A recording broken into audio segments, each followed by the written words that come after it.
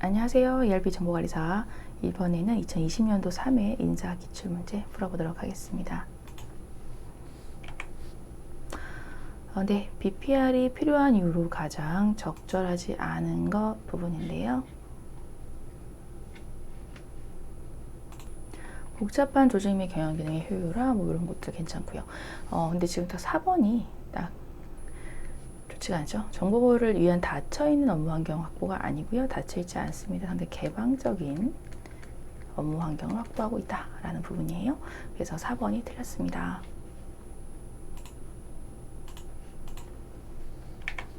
2번, 다음 중 ERP에 대한 설명으로 가장 적절하지 않은 것입니다.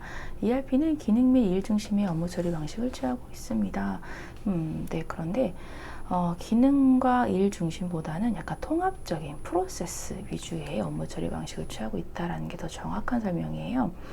기능 및 일 중심의 업무를 하지 않는 건 아니지만 ERP는 좀 프로세스 중심,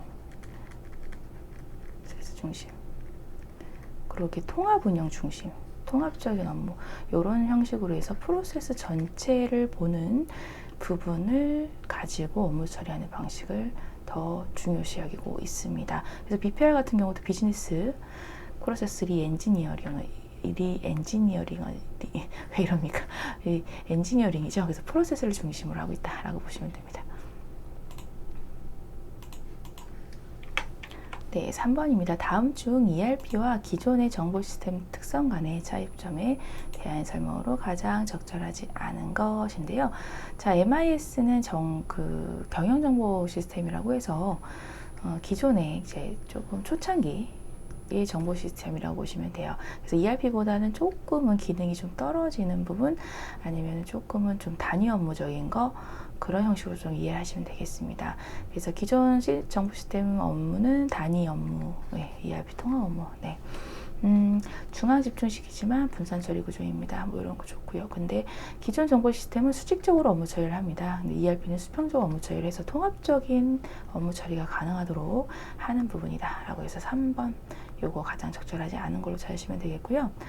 기존 정보 시스템은 이제 파일 시스템 쪽 관계형 데이터베이스로 해서 통합될 수 있는 개념으로 한다라는 걸로 해서 4번도 맞는 설명입니다. 3번이 가장 적절하지 않은 것으로 찾아주시면 되겠습니다.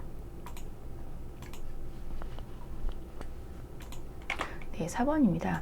다음 중 ERP 도입 전략으로 ERP 자체 개발 방법에 비해서 ERP 패키지를 선택하는 방법의 장점으로 가장 적절하지 않은 부분이에요. 자, ERP를 자체 개발하는 경우가 있고요. 자체 개발한다는 거는 그 회사 시스템에 다 맞게끔 처음부터 끝까지 다 만드는 거예요. 설계부터 시작해서 구축하고 하는 걸 다 처음부터 끝까지 다 하는 걸로 생각하시면 되고, ERP 패키지는 좀 우리 회사에서 좀 필요한 부분만 조금 빌려와서 쓰거나 아니면 그런 클라우드 ERP에 더 가깝고, ERP 패키지 선택하는 거는 어느 정도 선진화된 프로세스가 탑재된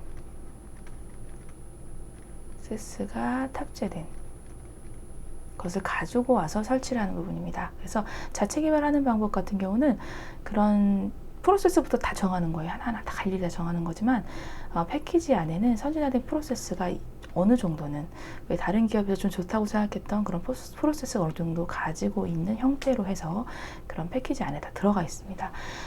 그래서 좀 패키지를 선택하는 방법이 조금 자체 개발보다는 조금 편한 부분, 좀 간단한 부분들이 좀 있겠죠.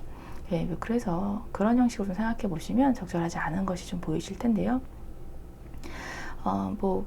ERP 패키지를 선택하면 그냥 기간 최소화 될 수 있고요. 그런 이미 선진화된 프로세스가 탑재되어 있기 때문에 기술 기능 위험 부담이 좀 적을 수 있다는 그런 것들이 있습니다. 그런데 시스템의 수정과 유지 보수가 지속적으로 이루어지지 못해요.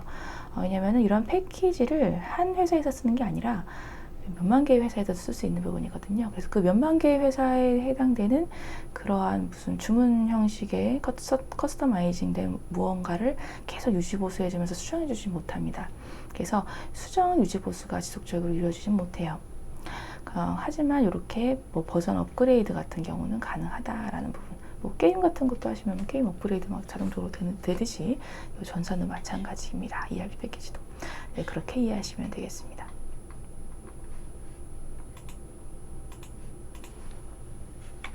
5번 문제. 자, 다음 중 인적자원 관리 방침으로 적합하지 않은 부분인데요. 회사 비전은 미션을 실현할 수 있어야 하고요. 유연하게 적용해야 되고, 공정성만 확보된다면 인적자원 관리 방침의 일관성은 이런 것들이 참 좋지 않죠. 공정성도 있어야 되고요. 일관성도 있어야 됩니다. 그래서 방침은 일관성 있는 기준으로 공정성을 확보해야 되는 부분이에요. 그래서 뭐 한 가지만 해서는 안 돼요. 인적자원 관리 방침은 여러 가지 방면에서 그 부분에 대해서 생각을 많이 해야 된다라는 부분입니다. 4번도 맞는 얘기고요.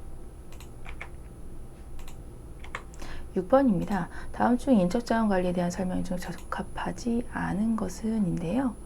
자, 연공 중심에서 성과 중심으로의 변화, 네, 뭐 일방적 통보에서 양방향 소통으로 변화, 뭐 이런 거는 괜찮죠.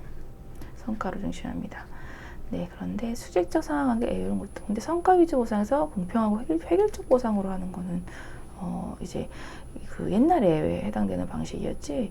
요새는 성과 위주 보상으로 해서 보상을 해주게 됩니다. 능력 위주의 그런 보상체가 갖춰지고 있습니다. 그래서 4번이 틀린 것으로 해서 맞춰주시면 되겠네요.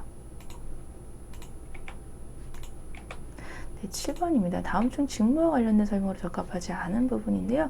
용어에 대한 부분으로 해서 좀 포인트 되는 거 위주로 좀 찾아주시면 되겠는데, 네, 과업은 하나의 명확한 작업 과정. 네, 맞고요. 직위는 작업의 종료 순위 동일하거나 유사한 직위들의 집단.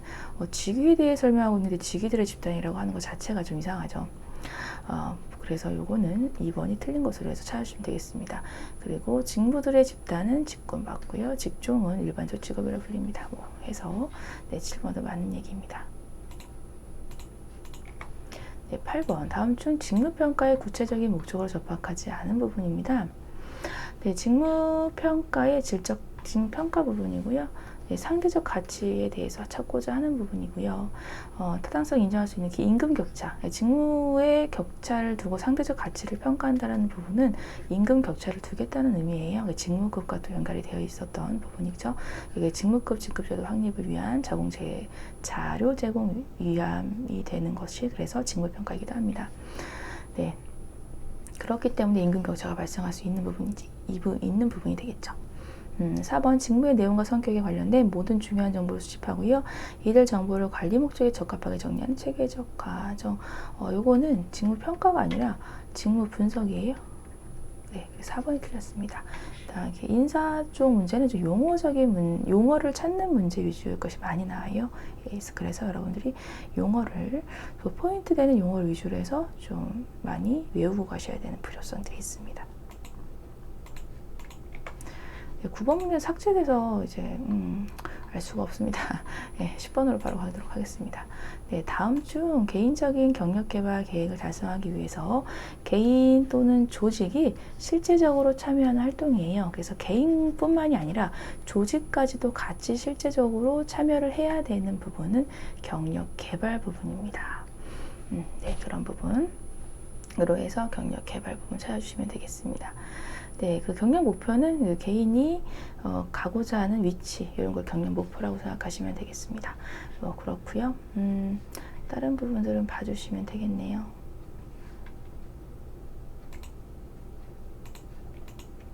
11번 문제. 교육훈련은 그 훈련을 받는 대상자에 따라서 신입자 훈련과 현직자 훈련으로 구분이 됩니다. 다음 중 그 분류가 다른 부분인데요. 네, 신입자 훈련 같은 경우는 처음에 입사를 한 부분이기 때문에 자, 입직 훈련 이런 것들이 필요하고요. 그리고 뭐 OJT 이런 것들을 통해서 회사의 뭐 관리 체제나 이런 것들에 대해서 이제 소개하는 그러한 훈련들도 필요합니다. 그리고 현직자, 그리고 지금 근무하고 있는 훈련자 같은 경우는 그 감독자 훈련이라든가 아니면 관리자 훈련, 그 도제 훈련은 뭐 1대1로 해서 하는 훈련 이런 것들 얘기하고 있는데 이런 것들은 지금 근무하고 있는 현직자들에 대한 훈련으로 해서 구분을 해주시면 되겠습니다. 네, 12번 문제인데요. 관리자가 실제적으로 효과적이거나 비효과적인 사건들에 대한 기술을 하고요. 인사 전문가는 이것을 5에서 10 범위로 나누어서 범위의 그 중요한 사건들을 고가 척도에 의해 평가하는 것이다 라는 부분인데요. 자, 지금 요거는 고가 척도라고 해서 네, 그 척도법이 있어요. 평가 척도, 평정 척도법 요게 있는데, 평정 척도법은 전통적 고가 기법입니다. 그래서 예를 들면 이제 근태다라고 하면 뭐 1, 2, 3, 4, 5 그래서 납품, 조음 이런 형식으로 해서 그 척도를 두고요. 이게 체크하는 형식으로 많이 동그라미 하는 형식으로 이렇게 해서 체크하는 게 평정 척도법이었어요. 근데 이게 좀 애매한 거죠. 뭐 같은 사람이라도 내가 생각하기에 따라서는 자, 1년에 한 번, 뭐 1년에 한 번 지각해도 이건 그냥 1년에 어떻게 한 번 지각할 수가 있어. 1점이야. 뭐 이런 사람도 있을 수 있잖아요. 약간 이상한 사람이 1년에 한 번 지각할 수 한 번이 뭐야. 눈 오고 비 오면 지각할 수 있지. 갑자기 화가 나지. 네, 뭐 그렇고요. 그래서 그런 것도 좀 애매하니까 여기에다가 중요사건법을 플러스한 겁니다. 그래서 기수라는 거예요. 이러이러한 경우에는 1로 체크하라. 뭐 아니면 뭐 이러이러한 경우에 3으로 체크하라. 뭐 1년 내내 뭐 망근하는 직원이다. 뭐 아니면 뭐 별다른 일이 없으면 뭐 망근하는 직원이다 하면 뭐 5번 조음이라고 하고요. 이런 식으로 해서 하는 게 평정척도법과 중요상급법이 같이 믹싱된 행동기준 국가법에 해당이 됩니다. 네, 이렇게 해서 맞춰주시면 되고요. 목표관리법 같은 경우는 상사랑 그리고 하급자인 종업원이 같이 목표를 정해요. 그래서 그 목표에 따라 목표를 정한 다음에 그 목표가 이루어질 수 있도록 서로 으쌰으쌰해서 목표를 이루는 뭐 그런 것들이 목표관리법입니다. 네, 중요사건법 같은 경우는 네, 지금 잠깐 말씀드렸듯이 그 계속 뭐 1년 동안 뭐 어떤 일이 1년 동안에 뭐 이 직원이 1년 동안 일하는 과정에서 뭐 상을 받은 적도 있고 아니면 뭐 벌을 받은 적도 있고 뭐 이럴 수가 있겠죠. 그래서 그런 것들에 대해서 사건이 발생했을 때마다 이제 기록해 놨다가 평가하는 방식이 중요사건법이라고 생각하시면 됩니다. 평가세트법 같은 경우는 이제 일정한 합숙 장소 같은 데에서 이제 합숙을 통해서 잠재적인 그런 부분까지도 해서 같이 평가를 하는 그런 것이 평가센터법이다라고 보시면 되겠습니다. 13번입니다. 다음 중 임금 수준 결정 요인으로 적합하지 않은 것은 인데요. 자, 임금 수준을 결정하는 요인은 자, 최저로 해서는 근로자의 생계비가 최저가 되고요. 그리고 그러니까 최소는 생계할 수 있을 정도는 줘야 되니까 생계비가 최저가 되고 기업의 지불 능력이 최고가 된다. 네, 최고치가 된다고 보시면 되겠고요. 이 중간 정도의 노동시장의 임금 수준 정도가 중간점 정도가 됩니다. 임금 체계는 임금 수준 결정이 아닙니다. 네, 이렇게 해서 13번을 풀어주시면 되겠습니다.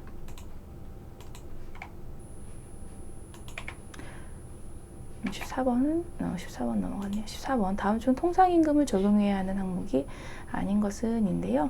자, 통상임금에서 정률적, 일률적으로 이제 임금이 지급되는 건 통상임금이었고요. 그리고 평균임금 같은 경우는 네, 사유 발생일 전 3개월 이전에 그런 총임금에다가 총일수를 나눈 게 평균임금이었습니다. 네, 그래서 요거에 따라서 통상임금과 평균임금의 그런 기준에 따라서 이러한 수당들의 계산 방법이 조금씩 달랐는데요. 지금 평균임금 같은 경우는 이제 퇴직금 대표적인 항목이죠. 퇴직금. 그래서 평균임금으로 계산되는 거 퇴직금으로 해서 이 부분 평균임금 해당 항목이라서 1번 틀렸고요. 해고 예고 수당이라든가 뭐 연차 휴가, 연장 야간 이런 것들 초과 근로 수당은 통상임금으로 적용을 하게 됩니다. 그렇게 해서 1번으로 골라주시면 되겠네요. 네, 15번 문제입니다. 다음 중 임금 관련 설명으로 적합한 것은 인데요. 자, 기본급과 직무수당, 지책수당 이런 것들은 임금 체계 중 이제 기준 내 임금에 해당된다라는 부분인데, 좀 애매하긴 하지만 일단 기본급은 정확하게 기준 내 임금이고요. 네, 그리고 직무수당, 직책수당 같은 경우도 기준 내 임금일 수도 있지만 기준 외 임금이기도 합니다. 그래서 직무수당과 직책수당을 이제 해석하느냐에 따라서 학자마다 좀 다르긴 한데, 기본급 같은 경우는 정확하게 기준 내 임금이라고 생각하시는 게 더 나으시고요. 네, 직무수당, 직책수당 같은 경우는 이제 기준 외 임금 쪽으로 일단 보시는 것들 그런 부분들이 더 괜찮습니다. 그래서 임금 관련 설명은 뭐 그렇게 이해하세요. 기본급이 정확하게 기준 내 임금에 들어와 있다라고 보시면 되겠고, 네, 기준의 임금은 직무수당, 직책수당 이런 것들과, 그리고 가장 정확한 건 초과근무수당. 초과근무수당은 기준의 임금으로 해서 거의 확실한 것들. 기본급은 기준 내 임금으로 확실한 거. 네. 그리고 직무수당, 직책수당 같은 경우도 사실상 기준 내 임금 안에 이제 들어와 있다고 해석하는 학자들도 있긴 합니다. 그래서 이 문제에 대해서는 일단 해석하실 때는요, 이 부분은 약간 세모 정도로 그냥 생각하시고요. 이게 출제위원마다 또 달라요. 기준 내 임금이라고 하는 사람도 있고, 그래서 세모로 일단 두시고요. 이런 문제는 안 나왔으면 좋겠어. 기본급 같은 경우는 정확하게 기준 내 임금이고요. 기준의 임금 중에선 초과 근무수당은 정확하게 기준 외 임금입니다. 그래서 요거는 일단 1차적으로 구분하시고요. 그리고 요거는 세모 형식으로 생각하셔서 다른 보기에서 정말 적합한 것이 나오면 요거는 그냥 차치하고 그냥 무시하시고 적합한 거를 찾으시면 돼요. 일단 이렇게 해서 임금 관련 설명으로는 요거 참 이런 것도 애매해서 좀 그렇네요. 여튼 뭐 그렇습니다. 일단 적합한 걸 찾아야 되니까 이거는 약간 세모 정도라서 아직은 좀 모르겠어요. 2번 기업의 임금 수준은 기업의 규모, 근로자의 생계에 비해 사회자의 임금 수준에 의해서 결정됩니다. 네, 기업의 규모, 규모가 크다고 해서 지불력이 많은 건 아니에요. 정확하게 얘기하면 기업의 지불 능력입니다. 예, 규모가 크다고 해서 뭐 이익이 많고 이러진 않아요. 그럴 수 있으니까 이게 좀 약간 이것도 속임수적인 느낌이 들지만 정확하게 얘기하면 기업의 지불 능력입니다. 네, 그리고 일정 근속 연수가 되면 임금이 일정 비율로 감소하게 되는 임금 체계를 임금 패키지, 이게 맞네요. 네, 그래서 임금 패키지 정년이 지난 다음에도 계속 근무할 수는 있지만 그 임금은 그 일정 비율로 감소를 하게 되는 게 임금 패키지에 대한 내용이 되겠습니다. 3번이 정확한 내용이 되겠습니다. 근로자의 근속 연수, 뭐 연령, 직무와 무관하게 임금 곡선 자체가 상승하는 건 승급 아니고요. 베이스업에 대한 거죠. 네, 그래서 임금 곡선이 이렇게 위로 상승하는 거, 이게 베이스업이었습니다. 네, 다음 중 근로소득에서 비과세 소득에 해당되지 않는 것은인데요. 자, 비과세 소득, 자, 실업급여 비과세 소득 맞네요. 육아휴직 수당도 비과세, 근로장학금은 이것도 비과세로 보지만 퇴직소득은 비과세 아니고요. 이거 퇴직소득도 원천징수하면서 소득세 뗍니다. 그래서 비과세 아니에요. 그래서 4번으로 바로 골라주시면 되겠네요. 17번, 다음 중 연말정산에서 인적공제 중 추가공제에 해당하지 않는 부분입니다. 자, 추가공제는 한부모공제, 장애인공제, 경로자 우대, 네, 그리고 부녀자 공제가 있어요. 부양가족 공제는 이제 기본 공제라고 생각하시면 되겠죠. 예, 아니에요. 부녀자 공제가 해당됩니다.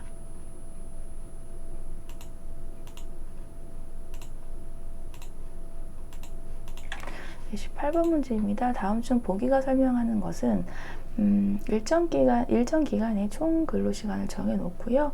근로자가 그 범위 내에서 각 일의 그러니까 시업 종업시간을 스스로 결정하여 근로하는 제도입니다. 그래서 근로자가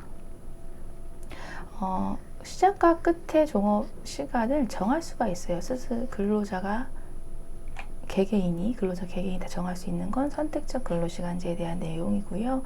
탄력적 근로시간제는 이거 그 선택적 근로시간제랑 비슷하게 생각할 수도 있지만 탄력적 근로시간제 같은 경우는 하나 딱 정해놓으면 모든 직원이 같이 움직인다라고 생각하시면 돼요. 모든 직원이 같이 그 똑같은 시간에 나왔다가 똑같은 시간에 가야 되는 거. 이게 탄력적 근로시간제입니다. 네, 그래서 선택적 근로시간제는 근로자가 스스로 다 개별적으로 선택할 수 있지만 탄력적 근로시간제는 같이 움직여야 돼요. 정해지면. 그래서 이런 게 탄력적 근로시간제가 왜 생겼냐면은 예를 들면 계절적인 그러한 인력 부분을 타는 그런 회사가 있어요. 아이스크림이라든가. 이런 곳 있죠. 아이스크림 회사 같은 경우는 여름에는 폭발적으로 일해야 되지만 겨울에는 그렇게까지 일 안 해도 되거든요. 그래서 여름의 기간 동안에는 뭐 8시까지 근무를 하고 대신에 뭐 겨울에 몇 달간은 뭐 4시까지 근무한다는가 이렇게 해서 전체적인 근무 시간을 맞춥니다. 그게 탄력적 근로시간제에 대한 내용이에요. 모든 직원이 같이 움직인다라고 보시면 되겠습니다. 연장 근로시간제는 말 그대로 연장해서 근로하는 부분이고요. 인정 근로시간제는 이제 기자나 뭐 이런 영업직 같은 경우는 사무실에 앉아 있을 수가 없으니까 그냥 그 시간만큼은 인정하겠다라는 게 인정 근로시간제로 생각하시면 되겠습니다. 19번 문제인데요. 다음 중 사용자 측면의 노동쟁의 행위입니다. 보통은 노동자 측면의 노동쟁의 행위가 훨씬 많지만 사용자 측도 억울하다, 우리도 할 거야 라고 할 수 있죠. 사용자 측면에 있는 게 대체 고용, 이런 것들이 있어요. 대체 고용하는 것, 그런 부분으로 해서 이제 계속 조업을 계속하는 거라고 생각하시면 되겠죠. 조업을 계속하는 것, 대체 고용을 통해서 조업을 계속하는 게 사용자 측면의 노동쟁의 행위라고 생각을 하시면 됩니다. 네. 그리고 아예 직장 폐쇄하는 경우도 있어요. 들어오지 마, 일하지도 마, 돈도 안 줄 거야, 이런 거. 사용자 측면에서도 노동쟁의 행위 있습니다. 태업은 이제 태업 불매운동 준법투쟁 같은 경우는 노동자 측면의 그러한 부분이고요. 태업 같은 경우는 게으르게 하는 부분이에요. 일부러 게으르게 근무를 해서 생산량 떨어뜨리는 거. 불매운동은 그 자사 제품을 이용하지 않는 부분, 안 사는 거. 불매운동. 준법투쟁은 법을 완전 잘 지키는 거예요. 그래서 정시 퇴근 막 이렇게 하고 뭐 연차를 몇 대 몇에 같이 다 써버리거나 뭐 이런 것들이 준법투쟁입니다. 안 줄 수는 없으니까. 네, 그렇게 하면서 그 생산성을 떨어뜨리는 거가 또 해당이 되겠습니다. 네, 20번입니다. 다음 중 사용자와 노동조합 간의 정당한 권리를 침해하는 일련의 행위인 이제 부당노동 행위에 해당하지 않는 그런 부분인데요. 자, 근로자의 배치 전환, 정근, 휴직 등의 이런 불이익 대우, 네, 이런 것들 해당되죠. 환경개혁도 마찬가지, 단체 구속 거부도 마찬가지. 자, 저거보다 경영업체 선거를 이건 좋은 거죠. 부당노동 행위 아니고요. 이거 좋은 겁니다. 이거는 경영 참가 제도이기 때문에 네, 이거 좋은 거예요. 부당노동 행위 아닙니다. 네, 이렇게 해서 이거는 경영 참가 제도구나. 네, 경영 참가 제도 중에서도 의사결정에 참가하는 부분입니다. 뭐 이윤 쪽으로 참가할 수 있는 부분이고요. 주식으로도 참가할 수가 있는데 이제 이거는 경영 참가 제도 중에 의사결정 참가이다라고 생각하시면 되겠네요. 네, 이렇게 해서 20번 문제까지 풀어봤습니다. 네, 수고 정말 많으셨어요. 감사합니다.